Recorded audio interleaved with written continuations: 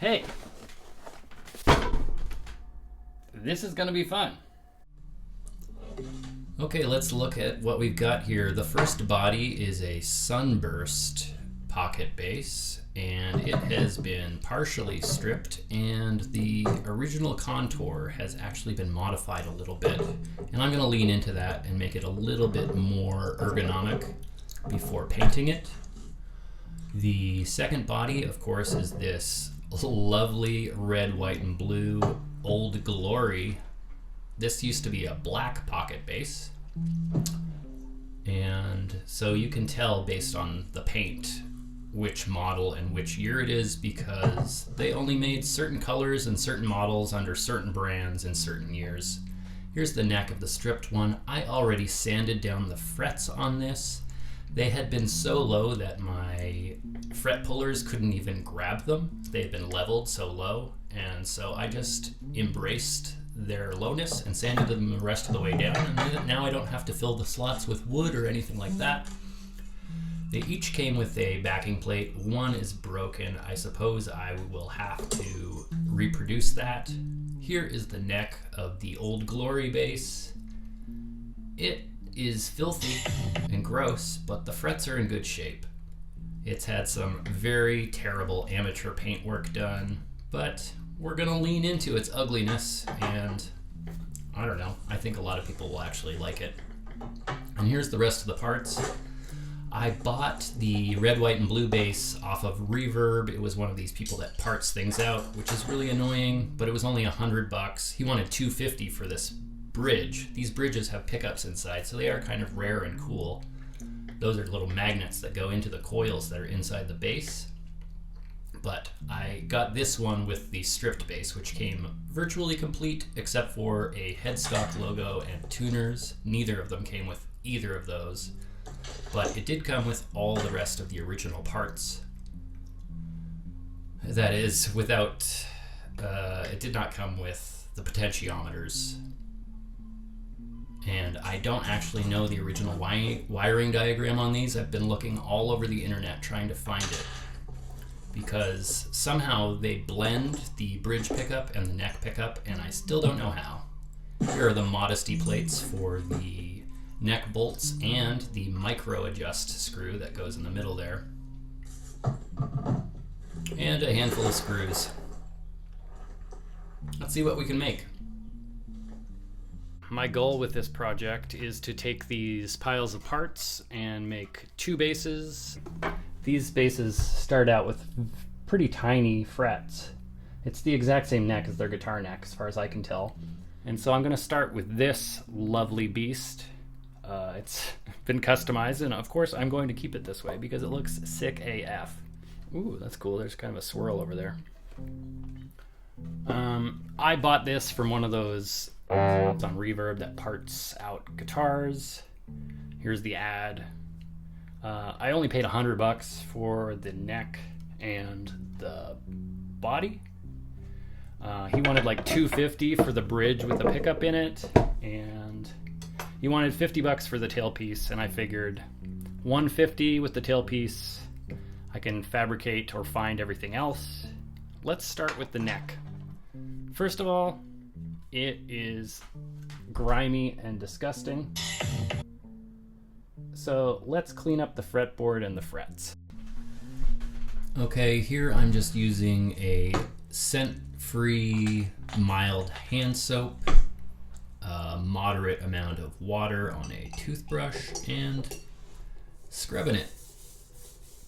First I wet all the frets to get the grime and grease a little bit loose before I actually start putting the pressure on to clean off the dirt.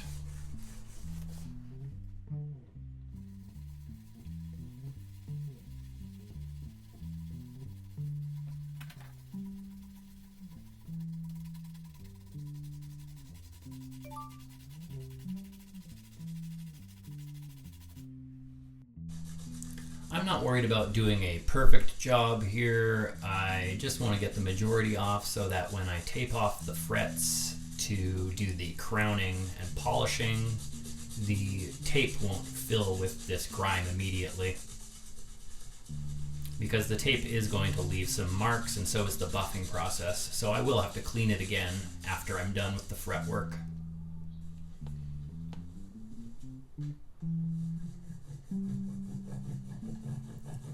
Oh, yeah, you can start to see the richness of the Brazilian rosewood fingerboard.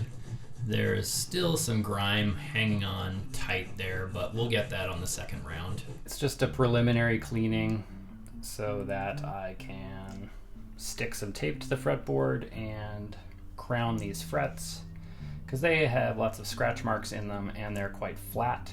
They are too small to use a crowning file, and so I will be using my trusty triangle file.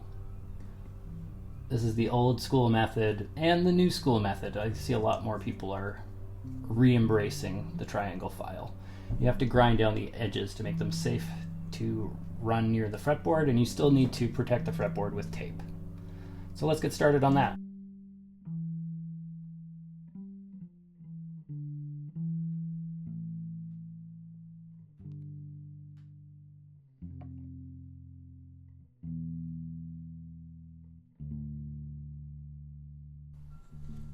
Now, of course, the goal here is to make the fret perfectly domed, so you're gradually rounding over the flattened edges and creating a nice tight arced radius, as opposed to the rather rectangular fret shape that they currently have. Now, because these are fairly inconsistent, it's difficult to get the perfect fine line on the top, because I did not do a leveling of the board because the neck is already straight and the frets were already nicely functional, so getting that fine line in the middle is a little more... Okay, as an example fret, that went terribly. The camera was right in the way, but I eventually got that crowned nicely with my triangle file, and then I'm going to come through with the 800 grit sandpaper and kiss away the scratch marks from the sides. I've just got it on the end of a rubber eraser here, and I'm just going to work my way in towards the center until I do actually get the entire top to work out any of the remaining scratches.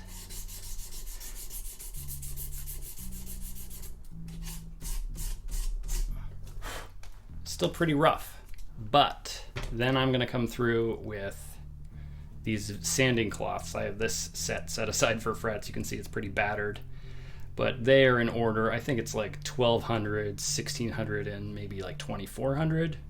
I don't even remember the grits on these right now, but it gets it pretty shiny. Excellent! Excellent!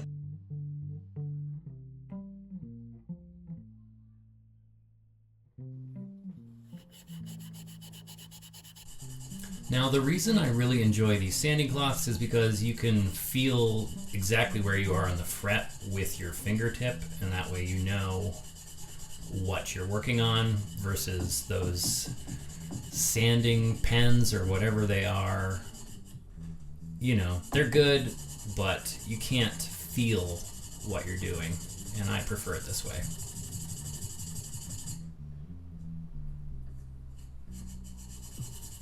So just gently, well, not gently, just run through these grits, and then it will be ready for the final buff, which I like to do with the Dremel.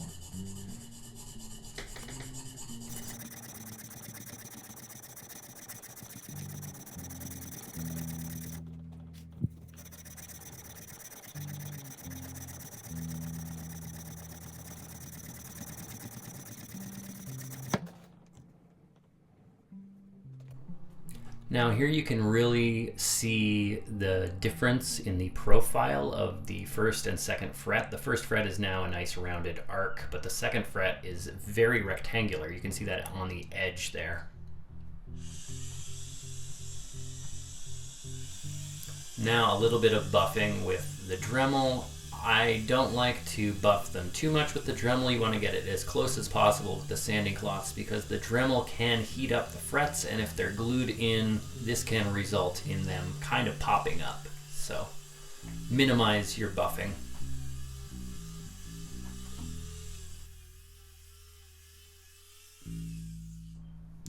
Nothing really requires a mirror finish, and it's quickly going to be ruined by the strings, but it's fun for a little minute.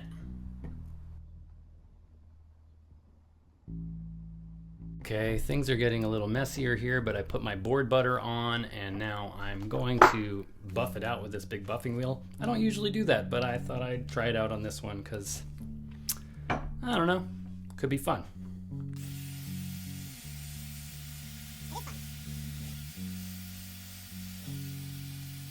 This is now the only clean and shiny part of the entire guitar.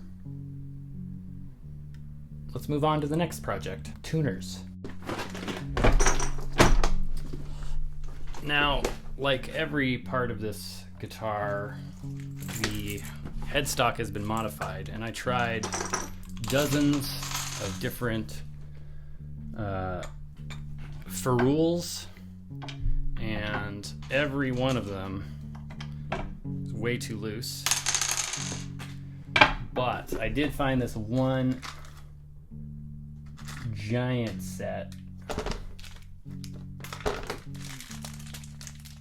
that actually fit in snugly.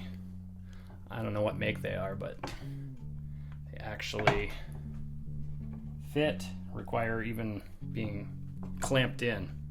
So I'm going to use those.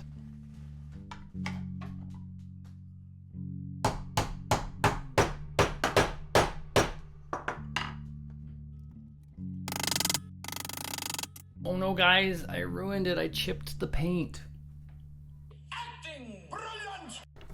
Now, this would of course have had Kluson Deluxe tuners originally, but despite these ferrules being enormous in every dimension, where they're not enormous is their inner diameter, and vintage Klusons won't fit through. So I'm gonna have to use these absolutely hideous Epiphone Kluson copies. The button color is just so ugly, but you gotta do what you gotta do. And of course, the screw mounting holes are stripped out and too wide for the tuner mounting screws I've got. And so I'm going to have to fill those holes first. These holes are just barely marginally larger than they need to be. And so I'm just going to take pieces of veneer, dip them in glue, and shove them in. And that'll make it tight enough once it's dry. It's not classy. That's good, but it's not classy. It's probably not even good, but it's gonna do the trick.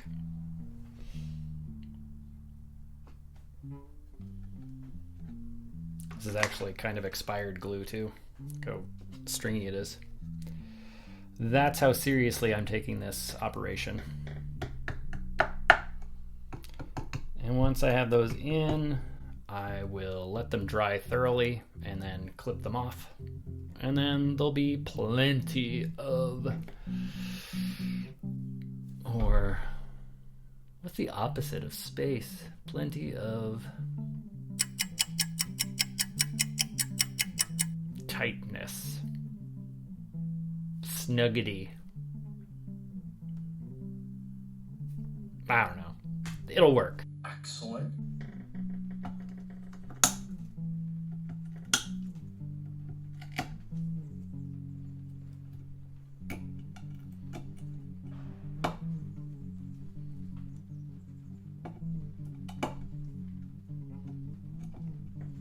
As it happens, two of these tuners have sort of bent shafts, and so this is kind of the perfect set to just use 4 of.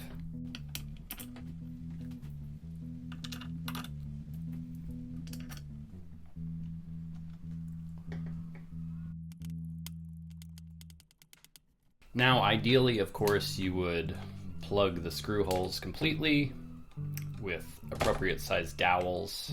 I just don't have any like toothpicks on hand at the moment, and I can never find them when I do. And so I just put that small amount of veneer and glue in there and Really, it's working fine, but what issues you might run into if you do similar is that the screws might not go straight down the center of the original hole, and that could mess with your alignment, but I'm not running into that issue right here and now, so win for me. You may be wondering, can you use guitar tuners on a bass? Yep, you can. In fact, they did originally, and so did Dan Electro on a lot of their basses, and I've done it myself on basses I've built.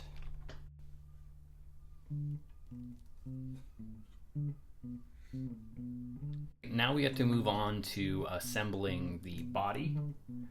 I was about to put on the tailpiece when I realized, of course, I need to first run a ground wire out of the ground wire hole, and I found in my parts stash this, which I think is an early original Valco wiring harness, and so I shall, of course, be using this. I'm having a really hard time finding online a clear picture of the pocket bass wiring scheme. They supposedly blend the bridge pickup and the neck pickup, and I just can't figure out how to do it. But I'll start by just getting these pots in place and getting the ground wire in place so I can start installing the rest of the components.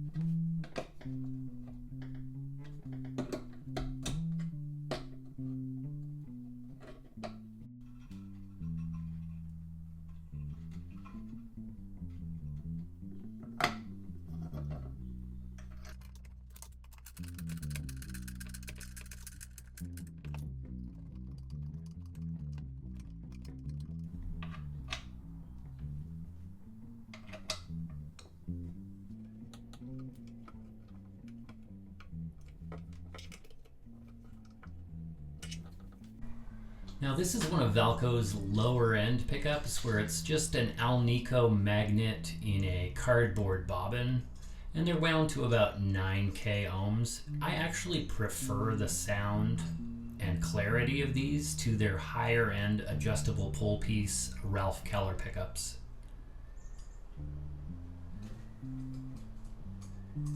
I think when it comes to pickups, simplicity is king. Now, Valco, of course, has always been a supremely creative company, taking lots of risks, making lots of innovations. This was their experimental. They had a pickup known as the Silver Sound pickup, where they have, you can just barely see in there, there's two of their paper coils, and they correspond to magnets in the saddle, and those magnets go into those two coils, measuring at about 3.5K ohms. Right now, you probably can't see, but there is some damage to the paper bobbin in here, and I can see some of the coil wire, and that seems really risky. I don't want to keep shoving this in there with risk of damaging the coil and ruining the pickup, so I am going to attempt to glue some paper down in this hole to protect the coil before I install the pickup / bridge.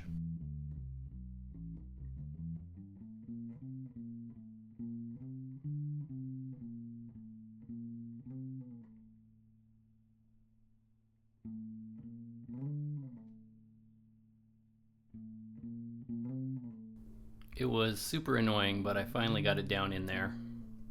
That's what she said! Okay, we're getting really, really close to being able to put strings on this bass and hear what it's going to sound like. I still need to look up online and find out the wiring diagram and solder everything and then put on the neck and string it up. I think that's gonna be it. Okay, my initial goal for this video was to do both of these bases, but I realize now that I'm going full custom on the fretless base, and I'm going to be painting it in nitrocellulose lacquer, and that's gonna take an Buggy, shush. Here's Jingle Jangle. Here comes the Jingle Jangle man. Come here, Buggy. Come here. Good boy. Gosh, here's Buggy. So anyway, I realized that I'm going to be painting it, and I thought, why wait another month for the paint to be done? So I am going to do a second part of this video with the fretless base, fretless custom base, going full custom. I am going to ask you, though, what color I should paint it. My options that I'm looking at, mostly I'm looking at shell pink, and I've got Arctic white, and gold top. These are all from Oxford, obviously, it says right on them. This is not a paid video. I do not have any sort of sponsors. Of course, I only have, 8,500 subscribers. Not exactly breaking the bank. Anyway, for me, my top contenders are actually, I'm going to pull the Arctic White out of contention. I'm between gold and pink.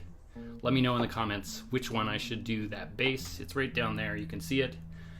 I don't know. Pink, bubblegum, could be cute, especially since I'm rounding over the edges, but gold is really cool as well. Probably gonna relic it a bit, to be honest, but I'll see after. Depends on how good I prep the surface and how good the nitro turns out. But I like old things to look old, even if you do finish them. So let me know, pink or gold. Write it down there. Thank you. Really cool, interesting, and weird thing that Valco does was make magnesium cores to their necks, and these pocket-based necks do indeed have the magnesium core, which means they use 2 threaded bolts that go into threaded holes in the magnesium, and also that's what allows for this micro adjust neck adjuster to work, because it can push against the magnesium. I think if it was pushing against wood, it would eventually just push through or cause damage or bend the neck. Anyway, we're going to put the neck on, figure out the wiring, and string her up.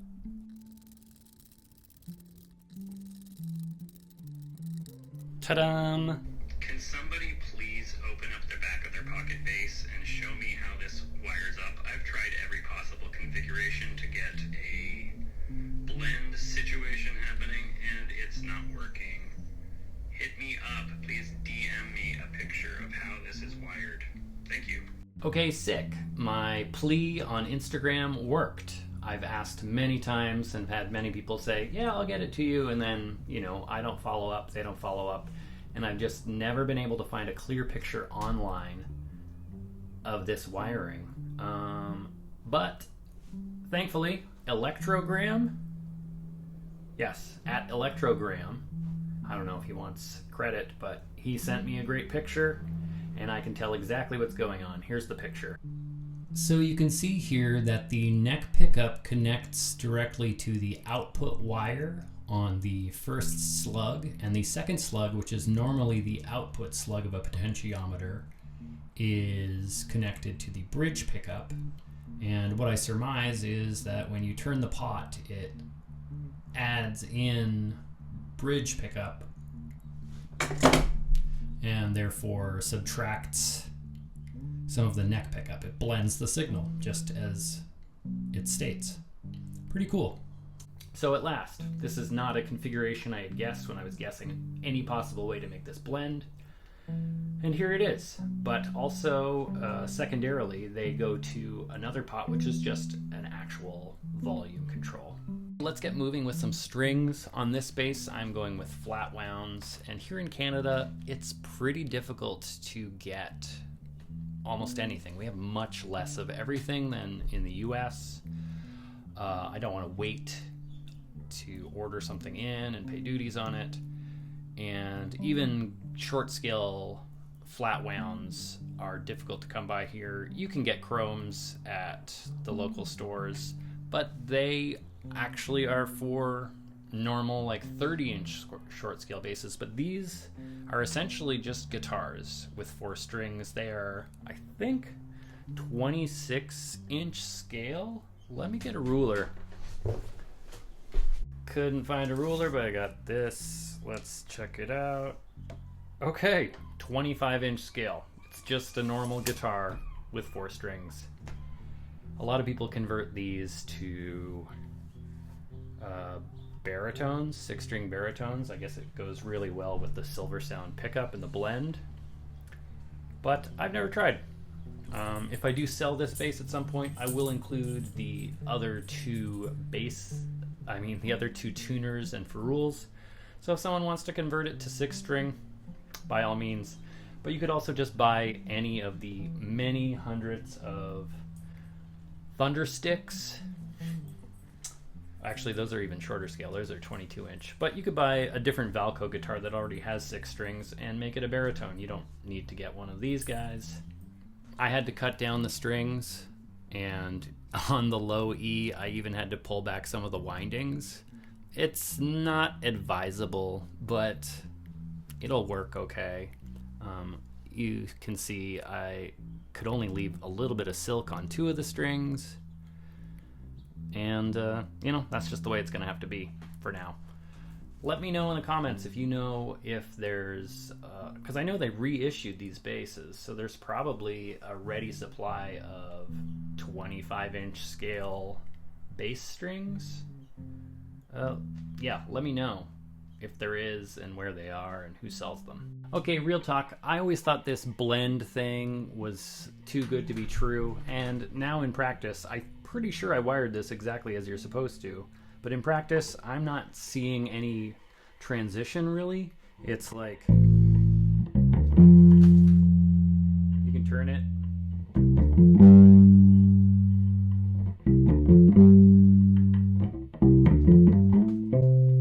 Most of the way, and then if you get all the way up, it kicks down and it sounds like it's more concentrated on the bridge pickup.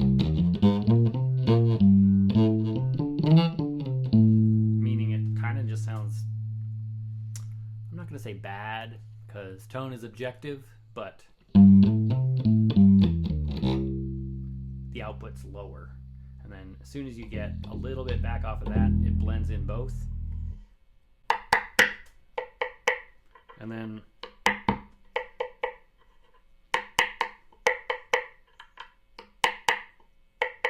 it seems pretty similar throughout the rest of the sweep. So I don't know, maybe I did something wrong, but it seems like it's just 2 pickups in parallel for the rest of the sweep until you hit the 10 mark and it drops down.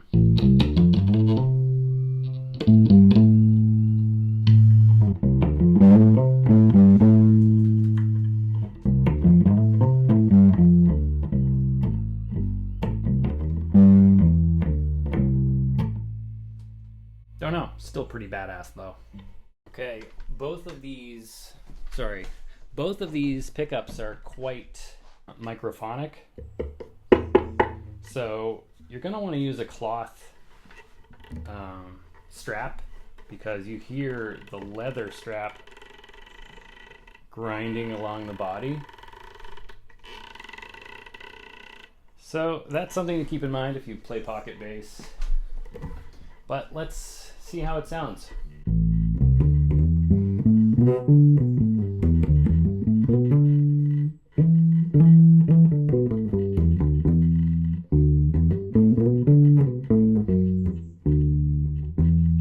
I'm getting very distracted by the strap. I'm gonna have to change it or just sit down.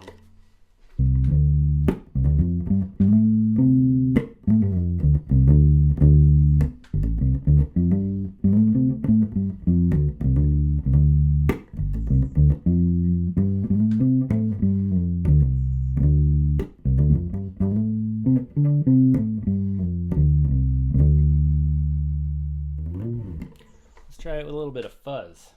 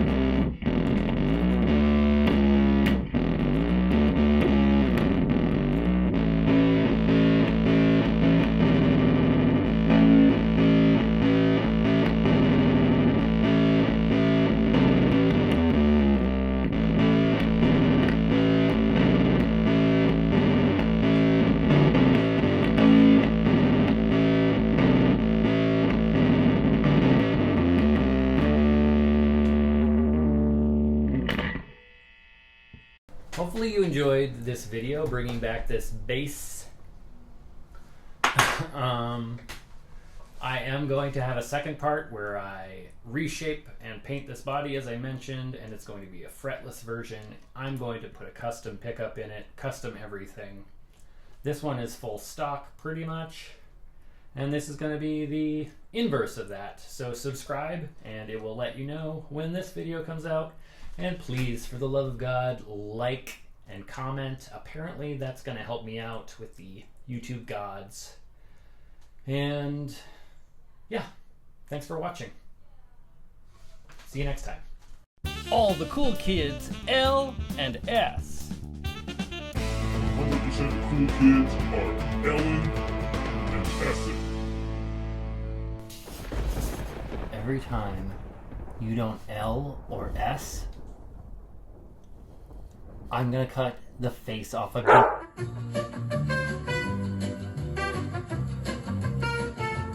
You understand me?